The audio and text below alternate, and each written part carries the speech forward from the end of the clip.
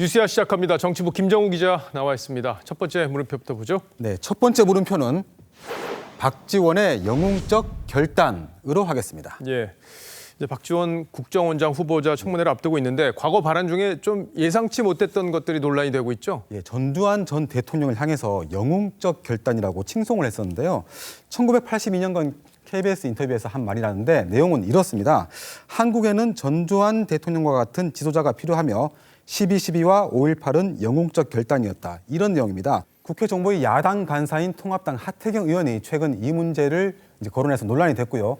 박 후보자는 당시 뉴욕에서 사업을 하면서 한인회장을 맡고 있었는데 이후 국민훈장 동백장까지 받았다고 합니다. 그 수상 내역은 이번 인사청문 요청서에도 포함이 돼 있습니다. 아, 요청서에 그 수상 내역이 들어가 있군요. 예. 자, 근데 아무래도 이제 호남 출신이고 김대중 정부에서 청와대 대통령 비서실장까지 지냈기 때문에 논란이 안 될 수가 없겠어요. 예, 그러면 이제 최근 박 후보자의 5.18과 전두환 전 대통령 관련 입장은 어떤지 직접 한번 들어보겠습니다. 5.18은 신군부의 집권을 위해서 최소한 몇 개월 전부터 조직적으로 지금 현재 보면은 너무 파렴치하고 뻔뻔했어요. 아무래도 입장이 이제 180도 예. 바뀌었다 이렇게밖에 볼 수가 없는 상황인데 박 후보자 본인은 이 발언에 대해서 어떻게 설명하고 있습니까? 예, 일단 전 대통령을 칭송한 건 사실이다. 이렇게 몇 차례 시인을 했습니다. 아, 사실이다. 예, 그리고 이유는 대통령 동생이었던 정경환 씨와의 친분 때문이었다는데요.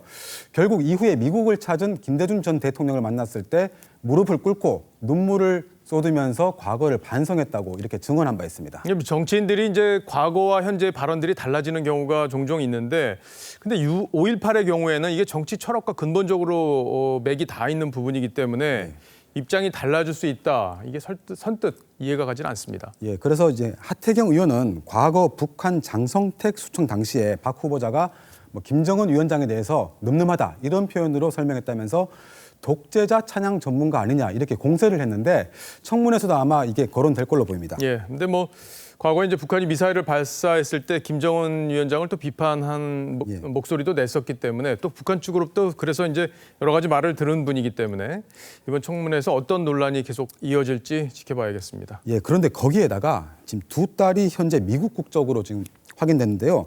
통합당에선 국정원장으로서 이해 충돌 가능성이 있다 이렇게 하면서 검증을 벼르고 있습니다. 마침 또 한국 국적 상실 시점이 박 후보자가 국회의원 시절이던 1994년인 걸로 나타나서 이것도 쟁점이 될 전망입니다. 예, 무난한 청문회가 될 거다 이런 얘기들이 좀 있었는데 여기저기 논란이 될 지점들이 많이 보이는군요. 자, 첫 번째 물음표 정리해 볼까요? 네, 첫 번째 물음표 박지원의 영웅적 결단의 느낌표는 공수교대 지우고 싶은 과거사로 하겠습니다. 이른바 정치 구단의 청문회 저승사자로 불리는 박 후보자가 이제는 야당의 집중 공세를 받게 됐는데 어떻게 대응할지 정치권에서도 큰 관심입니다. 예, 다음 물음표로 가보죠. 예, 두 번째 물음표는 박원순 비보의 여 당권까지 흔들로 하겠습니다. 박 시장 사건 이후에 이제 이낙연 전 총리하고 김부겸 전 장관 간의 민주당 당권 레이스 이게 이제 중단된 상황이잖아요. 근데 이번 사건이 민주당의 당권 레이스에도 영향을 준다 이런 건가요? 예, 대표 임기하고요 사퇴 시점에 변수가 생겼습니다. 예. 현재 당원에 명시된 당권 대권 분리 조항에 따라서 대권 주자는 대선 1년 전인 내년 3월 9일엔 당 대표직을 중도 사퇴해야 하는데요. 곧바로 4월 7일에 재보선이 잡혀있습니다. 당초 다들 부산시장 선거 정도가 중요하다고 봤는데 박 시장 사건으로 재보선 판이 커지면서 임기 문제를 둘러싼 논란도 더 커지게 된 겁니다. 그러니까 이제 이낙연 의원이 대표가 된다고 하면은 3월 9일 전에 이제 사퇴를 해야 되고 왜냐하면 대선에 출마하려고 준비하고 있으니까.